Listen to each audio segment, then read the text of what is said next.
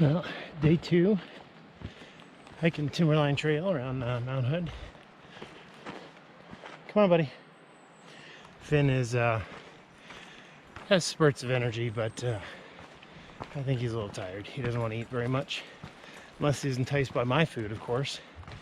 And then, he's probably not drinking as much as he would at home. So we are, I don't know where we're going to end up today. It could be a big day. It's a lot of uphill.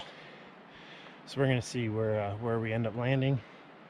And that'll be just determined by water. Come on, Finn. Hey. As you can see, he's doing his own thing. Sniffing. But maybe we'll end up at East Basin. I don't really know. It's about a 12-mile day, which mirrors what our day was yesterday, just with quite a bit more uphill. So we will see.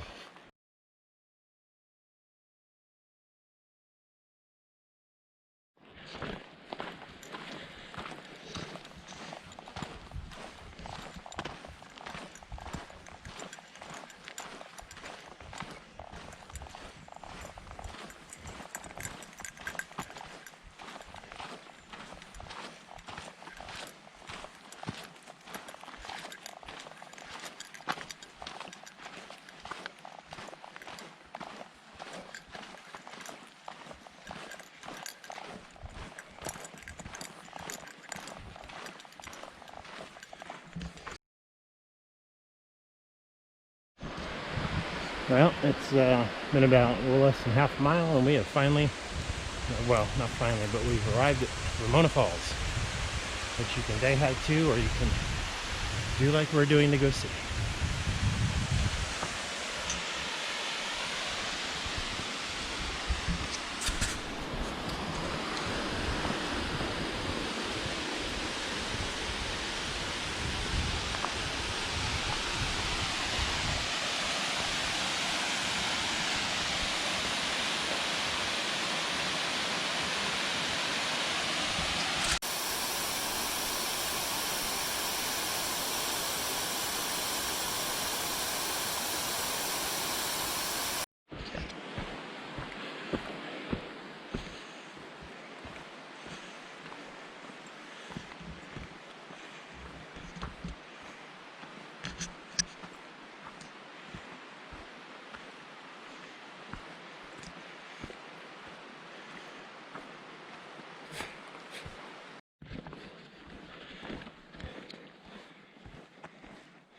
So we're about 2 miles in, and what may be a 10-mile day.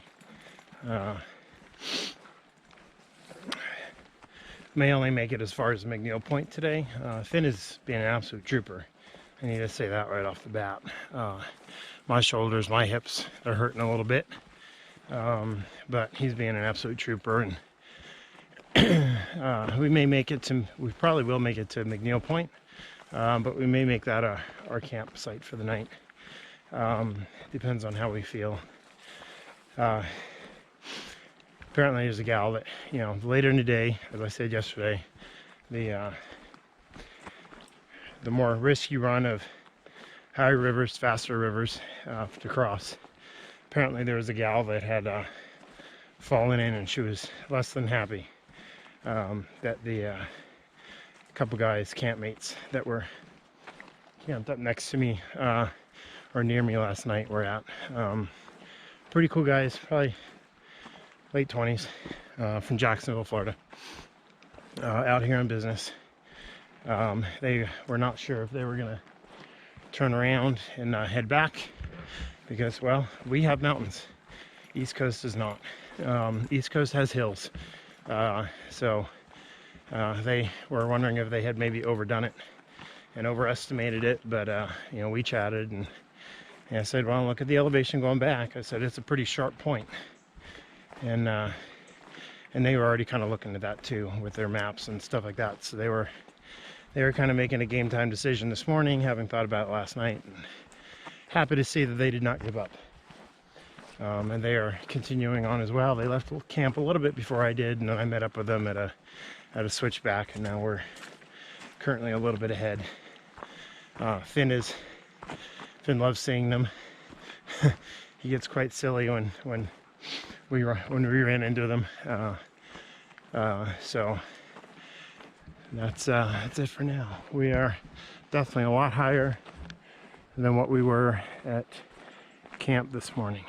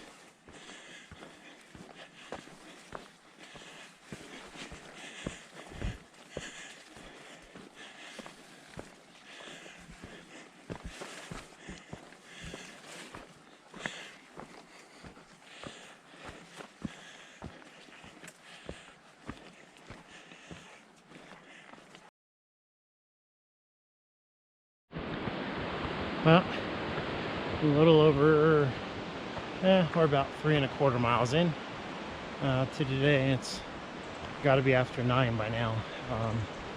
You know, it's flattened out a little bit so far. I don't know if you can really pick it up, but there's quite a substantial river flow down there. I don't really know what one it is. I know that we're gonna get out and start going around Bald Mountain in the next several miles. It's kind of a shame because you go out to Bald Mountain, go around it, and come back. You know, it's a shame there's no kind of shortcut. So I hope it's kind of pretty, because it's a fair it looks like a fair amount of extra miles just tacked onto it. But you know, I was thinking last night, you know, when you're bringing along your furry friend, whether it's just a one-day adventure or something that's multi-day like this, you know, it's important to kind of keep track of 4 different things: food, hydration, physical well-being. There's a 4th one, but I'm tired. Can't really think of it right now. I had it just 5 minutes ago. So you know, your furry friends are potentially your weakest link in the chain. So, you know, if they're feeling down, if they're a little slow, then you got to make sure you slow up your pace. You can't just leave them behind. You can't, you know, they're, especially Finn, you know, he's quite a resilient puppers, but you know, you can never take that for granted. You gotta make sure that you're taking care of them and you're not just blasting them out and, you know, totally exhausting them. So like today, you know, it's a harder day, potentially than what it was yesterday, and at least I think it is. The geography just looks like it is, but it might not actually come out to be, you know, a huge deal. But it's you know, we're slowing down the pace a little bit today, you know, because he's feeling a little bit tired. I'm feeling a little bit tired. My shoulders are sore, my hips are sore, my feet are sore, and I only got 2 feet. He's got 4 feet. You know, he's got hips. You know, he's carrying some of his own weight, you know, his bedding and my spare clothes, to kind of even out the pack. And yeah, so I got to stay on top of and try to get him to eat however I can possibly get him to eat. And this morning would have been a game changer if I couldn't have gotten him to eat last night or this morning, even a little bit. This is one of those things, you know, you can't just go days and days on end. Ooh, I'm gonna sit down here for a bit. Just can't go days and days on end without food. You know, you need a fuel source. You know, he's being good with drinking. He definitely slept solid last night. He and I both did. And come here, Finn. And so yeah.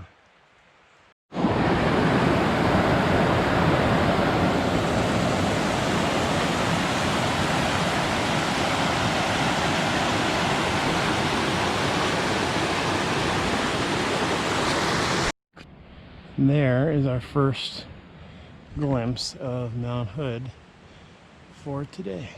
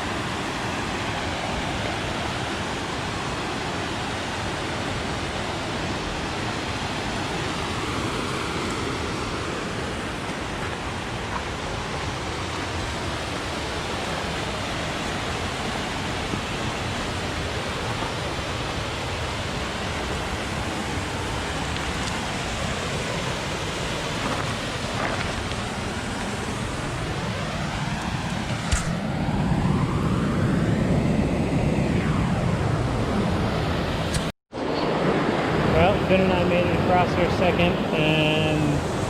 second river crossing or stream crossing today. And, this one was a little bit more tricky because we actually had to get in the water because I couldn't get across with him over logs.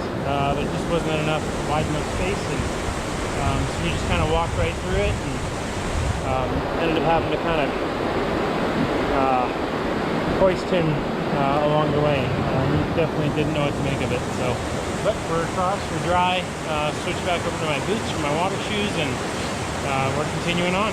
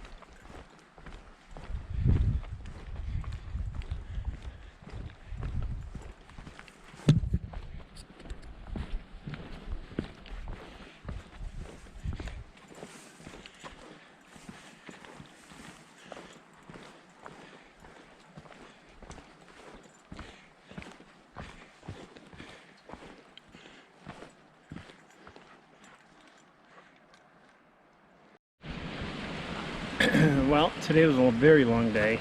I think it ended up being about 12.2 miles, 6 hours of moving time, and 11,834 feet total elevation gain through the course of those 12.2 miles. So Finn's pooped, I'm pooped. This is a very tough day. Felt like it went up a lot more than it actually went down or even went straight or level. So we are at Elk Cove now, or Elk Cove? I think it's called Elk Cove Camp. Got somewhat of the western face of Mount Hood behind me. Got this nice running creek down here for fresh water, which is super convenient, and it's so nice and ice cold. You know, it's a shame you just can't drink right out of it. You have to filter it first because it is so nice and refreshing. I'm actually going to probably take off my boots and go down there. There's a nice little flat rock and soak my feet for a little while. I know I've got at least one blister from yesterday, and do a health and welfare check on my feet before the sun goes down too far. It's about 3:15. Shoulders hurt, hips hurt, knees hurt. Knees don't hurt as much. Today was a lot of up, so but hips hurt, shoulders hurt. I got to see about maybe getting another pack. I'm not real happy with this pack. It's putting a lot of weight on my shoulders, and then it sits below my hips. So it's not sitting right, because I shouldn't really feel much on my shoulders at all, because it should sit and stay on my hips. Yeah, I can pretty much walk away from my tent right now, and Finn could care less, because he's done, he's out. He's been a star on the trail in more than one way. He's been a total stud on the trail. Couldn't ask for a better trail dog. You know, he needs a good rest tonight, and he ate without even a question once we got to camp, so that's a good sign. Everybody that passed him loved him. All the ladies loved that he had his pack and his own little sleeping pad. So yeah, it's a nice day, beautiful day, just a tremendous day of hiking. So we will I'll talk to you later.